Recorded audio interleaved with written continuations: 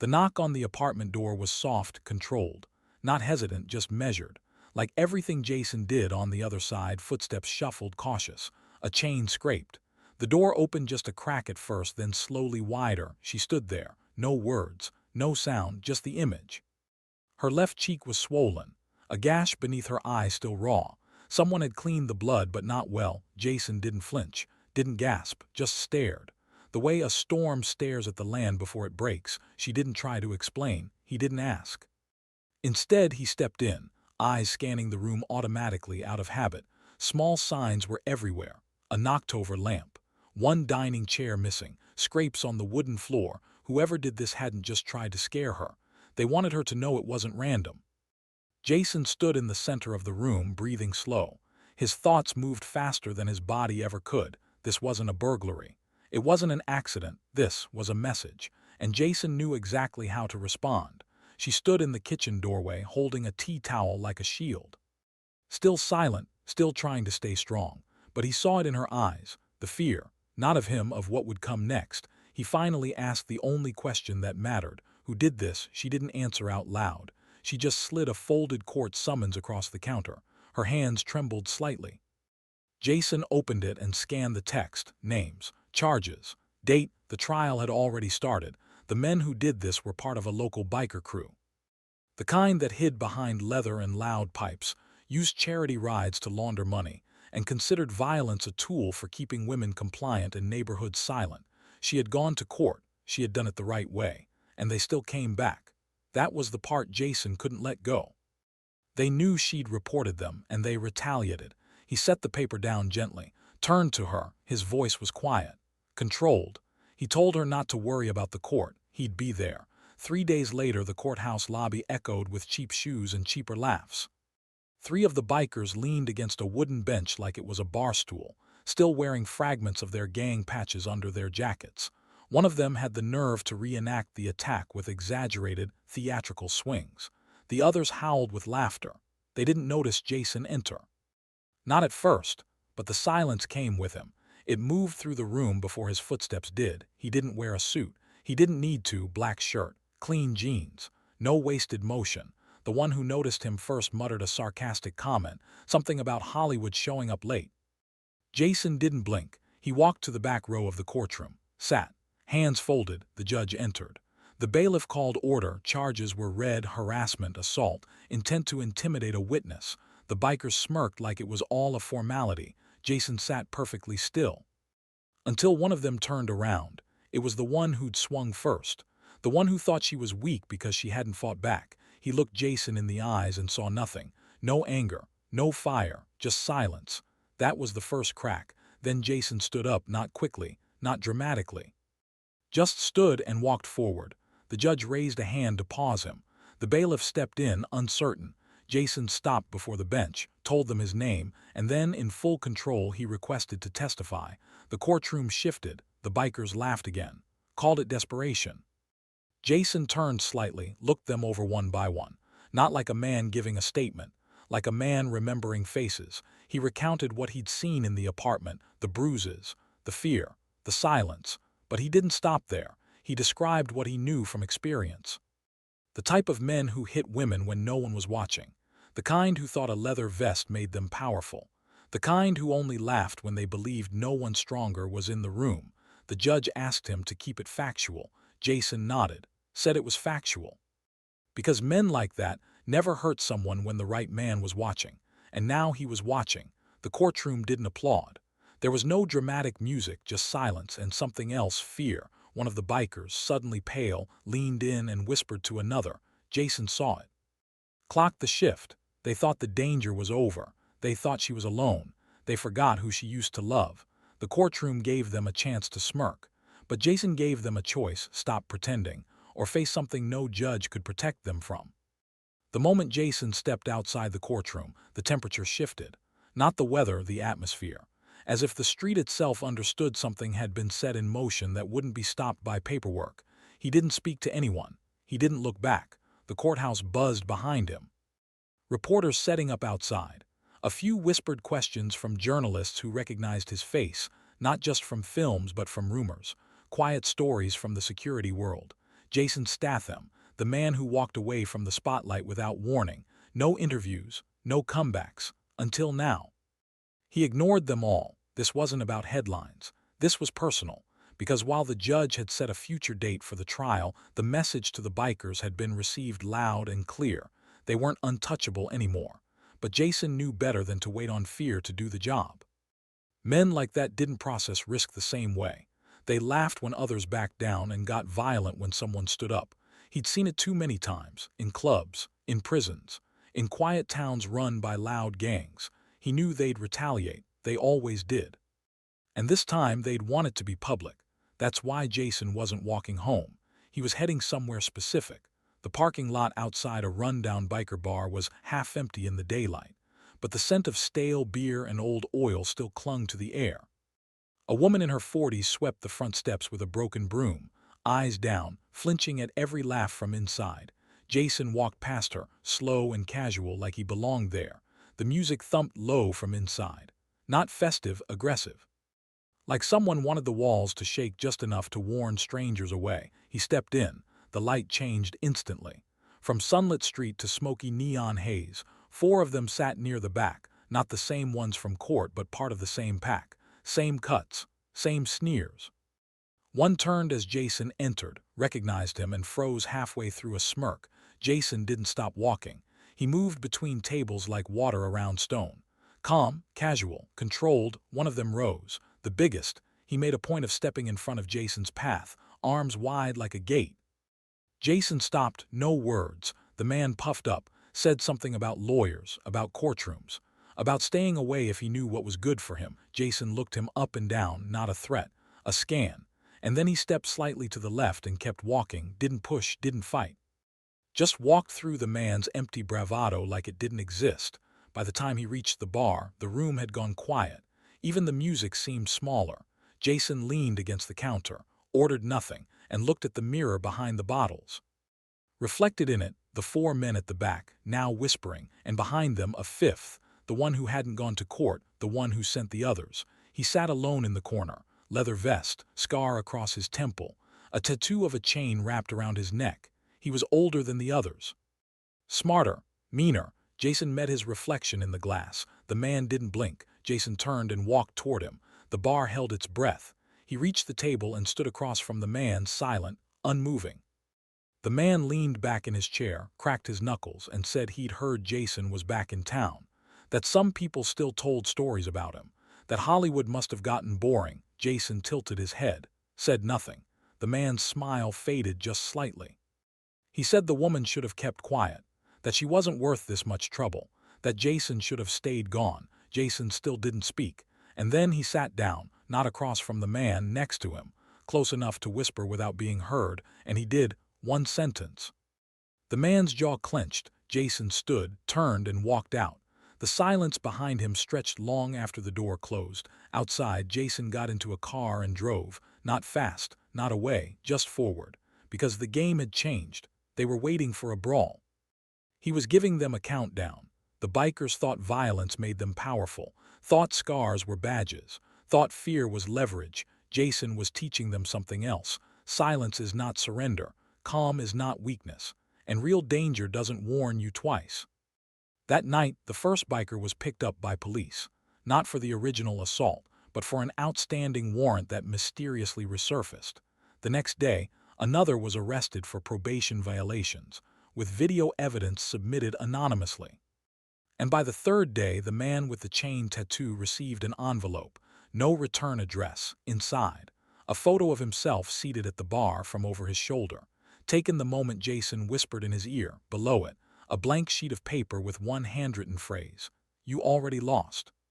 Well, before we continue, if you love to hear Legends tales, or if you're just a die-hard Jason Statham fan who respects hard-earned justice, then we would love to invite you to hit that subscribe button now, because this is where stories like his live. We don't do fluff. We do justice, grit, and the kind of moments that stay with you. Back to the story. They wanted a fight. Jason gave them fear. But now the bikers are scrambling to find out how he knows their secrets and what he's planning next. They weren't laughing anymore. 3 days ago, the courtroom was their playground, smirks, swagger, mocking confidence. Now, One of their own had skipped town. Another had stopped answering calls, and the man with the chain tattoo, Kane, hadn't slept in 2 days, because Jason hadn't laid a finger on any of them. But their world was unraveling. Kane sat alone in his garage, a makeshift office with a battered desk, ashtray overflowing, and CCTV monitors showing grainy feeds of the bar, the back lot, the alley. He'd upgraded the system 2 years ago, said it was to protect the crew from cops. But now he watched those feeds like they were all that stood between him and something worse. That photo, the one Jason sent, had arrived without a sound. No courier, no note, just the image and a message: "You already lost." Kane had tried to trace it, checked the cameras, questioned everyone who'd been in the bar. Nothing. Jason hadn't hacked anything. He didn't need to, he'd simply been there. And Kane hadn't even noticed the shot being taken. That's what shook him. Jason wasn't just strong, he was surgical. And now Kane's crew was breaking under silence. The younger guys, the ones who played tough in the courtroom, were panicking. One had already stashed his bike in storage and called an uncle upstate. Another started carrying a weapon illegally, even though he was on parole. And Jason nowhere, no calls, no threats, no public moves. But things were happening. Quiet things. Jason was working in the background. He wasn't chasing revenge, he was applying pressure. One of the bikers, Marcus, the one who had reenacted the assault in court, had a second phone. Hidden. Used for off-record deals, texts, and one particular video. A video taken during the attack. He had filmed it and laughed. Jason had recovered the file. He didn't send it to the police. He sent it to Marcus' mother, and then his boss. Within 12 hours, Marcus was off the club's payroll and banned from his parents' house. Jason didn't need to fight them in the streets. He was erasing them from the inside. But Kane was different. He wasn't scared of getting arrested. He was scared of losing control. And Jason knew that. That night, Kane called a meeting, not at the bar, too obvious, at an old biker clubhouse on the edge of town, once a hideout, now half forgotten. The crew trickled in one by one, 7 of them. No jokes, no beer, just tension. Kane stood at the center and laid it out. Jason was a ghost. A threat they couldn't see. And ghosts only disappear when you bury something for good, so they were going to end it. No half measures. No waiting on court dates or legal threats. They were going to find him and shut him down. What they didn't know, Jason was already there. Not inside. Above. He'd installed a pinhole camera inside the clubhouse 2 days ago. He'd anticipated this exact meeting. He watched from a rooftop 2 blocks away. A small screen in his hand showed their every expression, every word. Kane wanted war. Jason was going to give him silence. The kind that made men destroy themselves. The next morning, one of the crew woke up to find his tires slashed. Not the bike, his personal car. Not flashy, not loud. Just enough to delay him for hours. Another found his house surrounded by reporters. Anonymous tips about illegal weapons. None of them traced back to Jason, not directly. They only knew his presence because of what stopped working around them. Phones glitched. Bank cards froze. Calls dropped. Jason wasn't a man anymore. He was a system failure. Then came the move no one expected. Kane's younger brother, barely involved in the club, went missing. Not kidnapped. He left. Jason had spoken to him once in a parking lot, quietly, calmly, told him the truth, not about the attack, about Kane. What he'd done, who he'd hurt, who had protected him for years. The kid left town the next day, no note, just gone. Kane lost it. He flipped tables, tore apart his garage, screamed at the walls, but no one answered. Jason didn't need to raise a fist. He just opened doors people had kept shut for too long. By the end of the week, 4 members had walked. One turned himself in for old charges just to avoid what was coming. Kane. He stood alone in the clubhouse, staring at a wall covered in maps, faces, and threads of yarn like a conspiracy board. Trying to find a man who no longer existed in plain view. He thought Jason would come at night, kick the door in, break bones. But Jason wasn't chasing Kane's body. He was breaking Kane's mind. And he was almost done. Kane finally decides to strike first, to draw Jason out with one last move. But what he doesn't know is, Jason's already standing behind the curtain, watching the trap unfold. Kane had never been paranoid. At least, not the kind that kept a man up at night. He'd survived years running enforcement in the biker circuit. Knew how to shake tails, flip cops, bury weapons. He wasn't rattled easily. But Jason wasn't just a problem, he was erasure. Every attempt to lash out had led to silence. And Kane wasn't losing to force, he was losing to strategy. Slowly, quietly, the way a building loses power before the lights go out, so he made a decision. If Jason wouldn't come out of hiding, he'd drag him out. He would use the one thing Jason hadn't touched, the only piece he hadn't moved yet, her. She hadn't seen Jason in days. After the courthouse, he disappeared again. No messages, no check-ins, just the quiet confidence that came from knowing the situation was handled. But it wasn't. She knew something was building. She could feel it, and she was right. Kane didn't break into her apartment. That would have been too obvious. He didn't send thugs or leave threats. He left a letter, handwritten, folded into the side mirror of her car. The message was simple. He's not here now, but I am. That was it. No return address, no name, but the handwriting was all she needed. She took a photo, sent it, to the only number Jason had left her, a silent contact with no name, no ringtone. Just one line. Within minutes, Jason was on the move. He didn't call, didn't text. He just appeared. Kane had set the trap at an old scrapyard, 2 miles outside city limits. Rusted towers of steel, oil-soaked concrete, surveillance dead zones. He knew Jason would come alone. He also knew Jason would come fast. But Kane had numbers. 7 still loyal, desperate, jumpy, and armed. They weren't told the full story. Just that Jason was dangerous. That he'd ruined everything.